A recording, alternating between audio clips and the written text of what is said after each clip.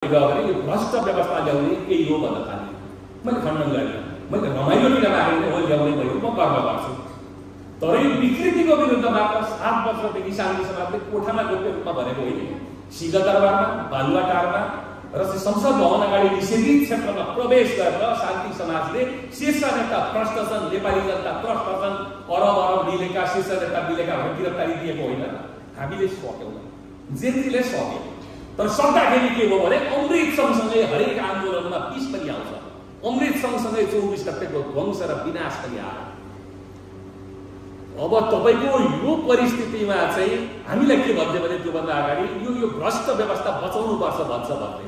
न हामी सत्तामा गयौँ, कत्रो पीडा, त्यो सारा भार खपेर आज बसेका छौँ भने सुख मतलब स्वागत योग्य कुरो चाहिँ आज यो व्यवस्थाको स्वामित्व जेनजीहरूले नै लिएका छन्। अब उनीहरूले नै बचाउँछन्। यो एउटा सुखद पक्ष हो। हामी पनि कमसेकम त्यो आरोपबाट आज मुक्त भएका छौँ कि जस्तो लाग्छ, किन डेमोक्रेसीको चाहिँ विकल्प खोज्न सकिँदैन। अब यही प्रसङ्गमा समय छोटो भएको हुनाले मैले राजनीतिक समाजका साथीहरूलाई के आग्रह गर्छु भने अहिले पनि यो चुनाव भएर भने के हुन्छ म तपाईँलाई बताउँछु। तपाईँको नेताको खातिरमा लोकतन्त्रलाई बन्द गर्नु हो। तपाईँहरूका 2-4 जना नेताले चाहिँ यसरी किनिसकेको रहेछ कि आज 23 र 24 को त्यत्रो ध्वंस र विनाश हुँदाखेरि पनि राजनीतिलाई बद्ध बनाउने प्रयत्न भइराखेको छ भने अब वैधानिक संस्था भनेको 21 गते चुनाव भएर भने राष्ट्रपतीय संस्था मात्रै हुन्छ। बाँकी वैधानिक संस्था भयो भने यो सरकार पनि हुँदैन। यो सरकारको आयु 21 गतेसम्म हो। त्यसैले सम्मान्य प्रधानमन्त्रीज्यूले 3 चरण भए पनि चुनाव गराउँछु भन्नुभएको छ। चुनावी प्रक्रिया सुरु भइसक्यो। नोमिनेसन समानुपातिको भर पक्षमा बन्द भइसक्यो, लिस्टमा कैद भइसक्यो। 6-7 गते सायद नोमिनेसन हुन्छ। नोमिनेसन हुन्छ, चुनावी प्रक्रिया हिमालमा जुन बेला गर्न सकिन्छ केही समयको अन्तरालमा हिमालको कसरी गर्ने, तर 21 गते निर्वाचनमा देश होमिनुपर्छ र देश निर्वाचनमा होमिएपछि समग्र पूर्जाको नवीकरणमा जानुपर्छ। म पाल्पाका साथीहरूलाई बधाई दिन चाहन्छु। उहाँहरूले 21 दिनसम्म यहाँ जुलुस गर्नुभएको छ भ्रष्टाचारको विरुद्धमा, सुशासनको विरुद्ध सत्ताव्यापी रूपमा कार्यक्रम गर्नुभएको छ। शान्ति समाजले आज आफ्ना सदस्यहरूको लागि र प्रेसको लागि दस्तावेज तयार गरेको छ। महासचिवको प्रतिवेदन हेर्नुको वार्षिक गतिविधि सम्बन्धी भने यो आन्दोलन किन भयो र किन आउँदैछ भने सम्पूर्ण भविष्यवाणी यसमा छ। पछिल्लो पटक जिल्ला साधारण सभा हुने क्रममा शान्ति समाजका साथीहरूको युवा पुस्तालाई स्टेज भएर र लोकतन्त्र खतरामा छ लेखिएको छ र यो लोकतन्त्र धरापमा छ। अब केही भ्रष्ट नेताको कारणले धरापमा छ भने भविष्यवाणी गरेको छ। अब हामी भविष्यवाणी गर्न चाहँदैनौँ, किनभने अब भविष्यवाणी गर्यो भने स्थिति खराब हुन्छ। तर त्यो पेपरमा अहिले पनि इन्टरनेटमा के छ भने जसरी एउटा मान्छेको मृत्यु भएपछि मल्टिपल अर्गान फेलियर भनिन्छ, बहुसङ्ख्यक अङ्गहरूले काम गर्न छोडेको हुनाले मृत्यु धेरै अङ्गले भन्ने हुन्छ। राज्यका धेरै अङ्गहरू कोमामा गइसकेका थिए। आदरणीय न्यायाधीशज्यूले बडो राम्रो कुरा गर्नुभयो। म एउटा कुरा बनाउँछु, यो व्यवस्थाभित्र न्यायाधीश नियुक्ति हुँदा पार्टीको ढोका धाउनु पर्ने र न्यायाधीश नियुक्ति भइसके बित्तिकै आशीर्वाद दिन पार्टीको केन्द्रीय कार्यमा धाउनु पर्ने कसले बनायो? नेताले बनाएको हो नि त। प्रहरीको बारेमा प्रहरीको संस्थाको राजनीतिकरण कसले गर्यो? प्रहरीलाई चाहिँ एउटा त्रासको तरबार झुन्ड्याइदिएर चाहिँ आफ्नो चाहिँ दास कसले बनायो त? त्यो नेताहरूले बनायो नि त। सेनाकै बारेमा भन्नुहुन्छ भने मैले त बुझिनँ। जेनजी आन्दोलनको 1 हप्तासम्म शीर्ष नेताहरू थाकेनन् सेनाको प्रशंसा गर्न, सेनाले हामीलाई बचायो। अहिले पछाडि आएर सेनाले हामीलाई नजरबन्दमा राख्यो भन्नुहुन्छ। तपाईँ के चाहनुहुन्छ? तपाईँ राज्यका सबै पूर्जालाई गाली गरेर तपाईँको भ्रष्ट आचरणलाई तपाईँ जोगाउन चाहनुहुन्छ? तपाईँ भ्रष्ट जातिहरूलाई भनेको छ। भदौ 24 को विद्रोहको सुरुवात थियो, मध्यान्तर हो या क्लाइमेक्स डाउन भइसक्यो, मलाई थाहा छैन। तर त्योभन्दा ठुलो विद्रोह भयो भने परिणाम के हुन्छ? त्योभन्दा ठुलो के त्यो परिवर्तनको बारुदको टुक्रोमाथि बसेर राजनीति गर्नुभयो भने जुनसुकै बेला पनि पड्किन सक्छ। अन्त्यमा म आफ्नो मिसनको कुरा गर्न चाहन्छु। शान्ति समाजकै साथीहरूको बारेमा पनि हामी कठोर थियौँ। जसले हिजो पनि भनेको थिएँ 20 जति समुद्र मन्थनपछि 62 सालपछि जनतालाई बाँडे, अमृत जति नेताले खाए, दुर्घटना हुँदैछ हामीले भनेको। यो संसद राष्ट्रिय पञ्चायत जस्तो भयो, विघटनको कगारमा जाँदैछ हामीले भनेको। जो कि राजनीतिक घटनाक्रम कसैले पनि त्यो सङ्केत गर्दैन थियो। एउटा इन्ट्युसनको आधारमा, अन्तर्बोधको आधारमा हामीले ती कुरा गऱ्यौँ। त्यो सबैमा लामो जान चाहन्न। तर एउटा कुरा शान्ति समाजले नेतृत्व गर्न चाहन्छ। तपाईँहरूले साथ दिनुभयो भने, तपाईँले जिल्लामा लिएर जानुभयो भने, त्यो मैले भनिसकेँ कि कार्यपालिका जस्तो रहेन, व्यवस्थापिका बन्द भयो, न्यायपालिकालाई चाहिँ मतलब के भने म्यानेज गरियो, त्यसपछि गएर चाहिँ इन्स्टिट्युसनहरू अख्तियारदेखि लिएर सबैलाई म्यानेज गरियो। आफ्नो यसरी मान्छेहरू भर्ती गरेर चल्मुल बनाइदियो, भ्याक्कै उड्दाखेरि झन्डै व्यवस्था गर। त्यसले व्यवस्था लोकतान्त्रिक गणतन्त्र जुन अहिले चलेको छ म त फाउमा पाएको भन्छु यो होइन, यो भइसक्यो थियो, यो जोगियो। यो धेरैका जुक्ति बुद्धि भन्दा पनि नेपाली जनताकै सदाशयताले जोगियो। यसलाई मर्न नदियो, नागरिक सर्वोच्चता चाहिँ मर्न नदियो।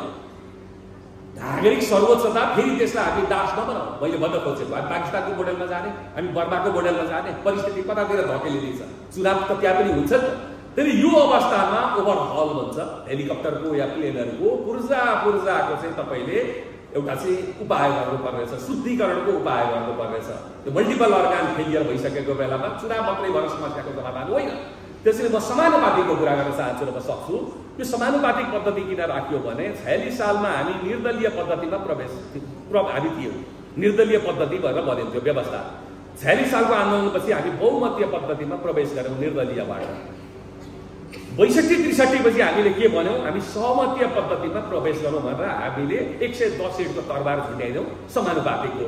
त्यो कसको लागि भनेर हामीले जुटाएको त भन्दाखेरि विपन्न, दलित, भूमिहीन, मजदुर जसको पहिचान छैन, जसले चुनाव प्रतिस्पर्धा गर्न सक्दैन, जो वञ्चित छन्, बहिष्करणमा परेका छन्, तिनलाई ल्याएर संसदमा राखौँ भनेर हामीले राख्यौँ। तर सहमतीय पद्धतिको दुरुपयोग, यो पद्धति रहेसम्म बहुमत कसैको पनि हुँदैन भने भोलिको अर्थ मिल्नै पर्छ, फरक सत्तामा मिल्नै पर्छ, फेरि त्यही रोटेसन सुरु भइरहेको छ। यो पद्धतिमा कुनै भ्रष्ट भएर चिनिएको नेतालाई अहिले पनि पार्टीले राखेका छन्। समानुपातिकमा राखेर तपाईँ हराउनै सक्नुहुन्न, एउटा संसद दलको नेतै बदल्न सक्नुहुन्न, किनभने उसले आफ्नो जो समानुपातिकमा राखेको हुन्छ त्यही मान्छे ल्याउँछ भने यसको विकृति भयो। यो के हो भने कसैले गोलछाला राख्यो समानुपातिकमा, हामीले भनेको थियौँ हुम्लाको त्यो सुदूरको चाहिँ जनजाति आउला भएर, कसैले देउवालाई लडाए, कसैले कोइरालालाई लडाए, तेजोवध गरेर समानुपातिक पद्धतिको, सहमतीय पद्धतिको मतलब चिरहरण गर्ने काम यिनै दलहरूले गरे। र नयाँ आउने जोगीले धेरै खरानी गस्त भन्ने उहाँहरू पनि फरक देखिनु भएन। उहाँहरूले पनि अरबपतिहरूलाई नै अहिले यस्तो हाल्नुभएको छ, किन चन्दा त चाहियो नि चुनावमा त। त्यस कारण हामी के देख्दैछौँ भन्दाखेरि मैले चैत्र 15 गतेपछि नै भनेको थिएँ, चैत्र 15 गतेपछि संविधान संशोधन गरौँ, सर्वदलीय सरकार बनाऊ। दर्जनौं अखबारमा इन्टरभ्यू छ, सर्वदलीय सरकार बनाऊ। त्यो सर्वदलीय सरकारले संविधान संशोधन गर्छ, त्यसमा गाँठो पर्छ, बहुमत पुग्दैन 2/3, त्यसले सत्तामा सबैलाई राख्यो, खान दिएपछि बहुमत पुग्छ सहमतीय पद्धतिमा। अनि संविधान संशोधन गरेर मात्रै पब्लिकमा जाउँ चुनावमा, होइन भने 84 फेक्नुहुन्न, अनुहार देख्नुहुन्न 84 भनेर 17 पटक मैले भने। हामी एक्लै भयौँ, हामी एक्लै भयौँ। अहिलेको अवस्था पनि के हो भने अब अहिले संविधान संशोधनमा तपाईँ जान थाल्नुभयो भने जुन डिब्बाहरू रेलबाट झरिसकेको छ, लिकबाट 2-3वटा इन्जिन पनि झर्छ, त्यसले जेनजीहरूले पनि थाती राखे स्वाभाविक। तर संविधान संशोधन यो चुनावपछि शान्तिको लागि, समृद्धिको लागि, संविधानको प्रस्तावनामा उल्लेख भए अनुसारको नागरिक आकांक्षा, नागरिकका घोषित आकांक्षा के हो, विकासका लागि, दिगो शान्तिका लागि र सुशासनका लागि म मेरो आकांक्षा भनिरहेको छैन, त्यसका लागि संविधान संशोधन गरौँ। हो त्यो संविधान संशोधनमा नागरिक स्तरको बहसको नेतृत्व शान्ति समाजले गर्न चाहन्छ, होइन भने स्थायी शान्ति चाहिँ हुँदैन। यो आउनेहरू आउँछन्, जानेहरू जान्छन्।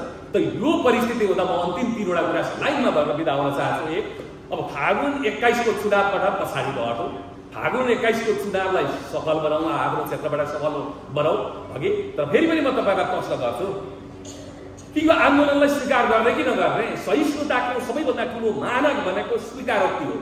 सहिष्णुताको सबैभन्दा ठुलो स्वीकारोक्ति भनेको ग्रहणशीलता हो। सम्मानजनक सबैका विचारहरूको सम्मान, जाति जनजाति सबैको सम्मान हो। यो आन्दोलनको स्पिरिटलाई स्वीकार गरौँ। यो आन्दोलन पार्टी विरुद्ध थिएन, भ्रष्ट नेताहरू विरुद्ध थियो। भ्रष्ट नेताहरूलाई विदा गरौँ। अब यत्रो आन्दोलन हुँदा पनि दलहरूले विदा गर्न सकेनन् भने तपाईँहरू के चाहनुहुन्छ? तपाईँहरू लोकतन्त्रलाई चाहिँ धरापमा राखेर तपाईँका भ्रष्ट नेतालाई चाहिँ नुहाउने भन्नुहुन्छ? पब्लिकमा त जानै सक्नुहुन्न। हो यो अवस्थामा जिल्लामा भएका पार्टीका होनहार कार्यकर्ताहरू सबै पार्टीका छन्, उहाँहरू चाहिँ एक ठाउँमा बस्नु, नयाँ पुराना पार्टीहरू प्रायः सबै पुराना पार्टीहरू हुनुहुन्छ र चाहिँ तपाईँको समाजमा पाल्पामा सानो कुराबाट सुरु गरौँ। पाल्पाको पनि हामी बसेको व्हाइट लेक होटल, यहाँभित्र चाहिँ पकेट बनाऊ, सबै नागरिक समूहहरू बनाऊ, चुनावी होइन कि हाम्रो समाजमा अराजकता स्वीकार छैन। कोही आगो बोकेर आयो भने खबरदार, यहाँ प्रवेश छैन। कोही तोडफोड गरेर आयो भने खबरदार स्वीकार छैन। अराजकतालाई हाम्रो समाजमा स्वीकार छैन, किन सम्पत्ति चाहिँ नष्ट हुने हाम्रै हो। त्यसैले निर्वाचनमा जानको लागि पनि जनस्तरबाटै एउटा नागरिक समाज र राजनीतिक समाज बसेर अब सहकार्य सुरु गरौँ निर्वाचनलाई सहज बनाउनको लागि। र निर्वाचनको त विकल्प छैन, मैले भनिहालेँ निर्वाचनको विकल्प छैन। अन्तिममा म तपाईँलाई जानकारी दिन चाहन्छु, वर्तमान प्रधानमन्त्री हुनुहुन्छ सुशीला कार्कीजी, धेरै पटक हाम्रै फोरममा पनि आउनुभयो।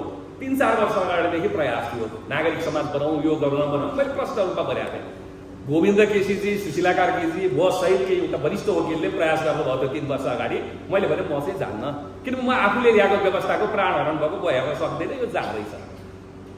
रगतको छिटा लागेर ल्याएको परिवर्तन मेरो लागि स्वीकार्य छैन, किनभने तपाईँले ध्वंसबाट ल्याएको जुन परिवर्तन हुन्छ त्यो धेरै लामो समय दिगो जाँदैन। त्यो नयाँ खरानी घस्नुभएका चाहिँ आन्दोलनबाट आएकाहरूलाई मेरो सल्लाह छ, सुझाव छ कि 62-63 सालमा नागरिक आन्दोलनको कत्रो क्रेज थियो, बिस्तारै घट्दै गयो। तपाईँको पनि बिस्तारै त्यही